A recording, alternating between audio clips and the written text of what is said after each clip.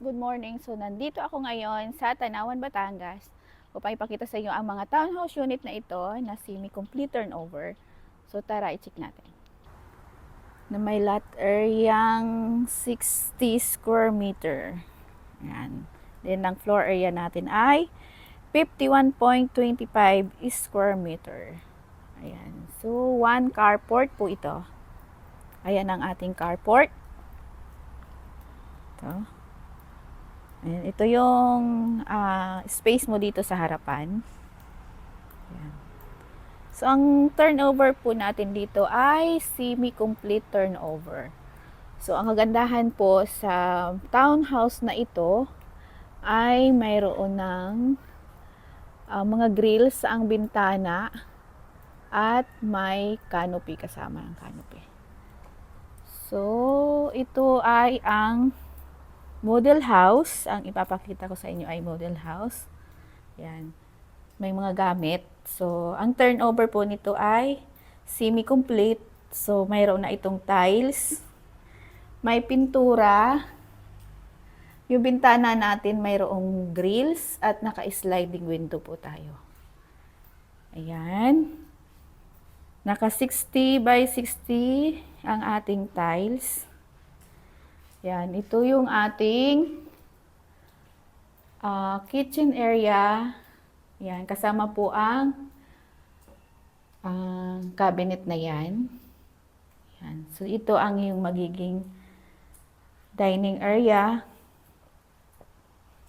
Yan. So, ayan yung ating ceiling. Nakapintura na po yan. So, dito sa likod, may space ka pa dito. Wait, nakasarado lang.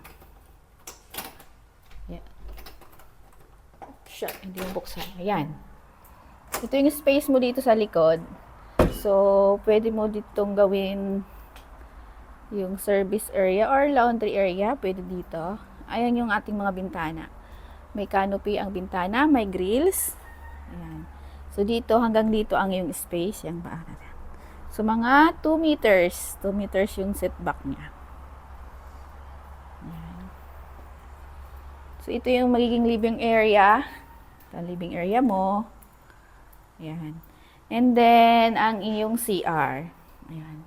Sa CR, mayroon tayong 4 layer na tiles. Yung ating mga wall natin. And then, yung baba naka-tiles. May shower tayo dyan. May pintura. Ayan. Pintura. So, tara, akyatin natin ang second floor. So, sa hagdanan natin, yung step mo ay cement.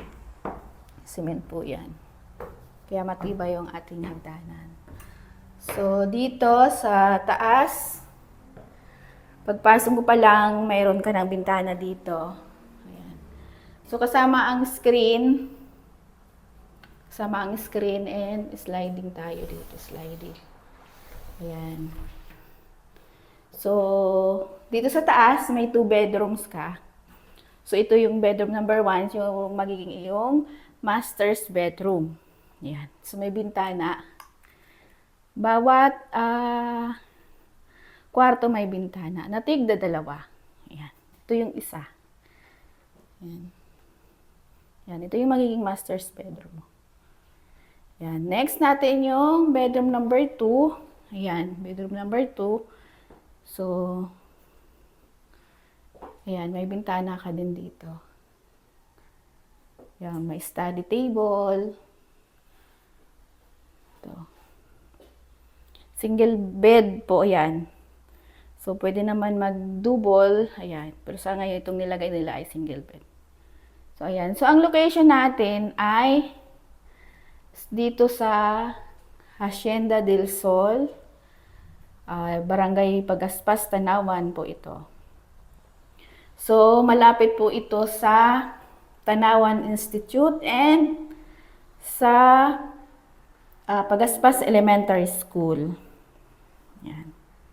Baba na tayo. Yung hagdanan natin. Yan. Sa mga naghahanap ng townhouse unit na 60 ay square meter. So, may 1 carport ka, 2 bedrooms. And then, semi-complete ang turnover dito. So, ang ating mga available na loan dito ang Pag-ibig financing po. So, ang reservation ay 10,000 and then meron tayong monthly amortization kay Pag-ibig na sa 12,000. So, ito po ay napakaganda ng location nito kasi malapit po ito sa SM Santo Tomas. So, ang likod nito ay expressway na po. Ayan. Expressway na po ang likod yan. Ayan. Ayan o. Kung makikita nyo po, ayan. Expressway na po yan. Ayan. O kung kayo ay interested na mag-invest dito sa property na to, ayan.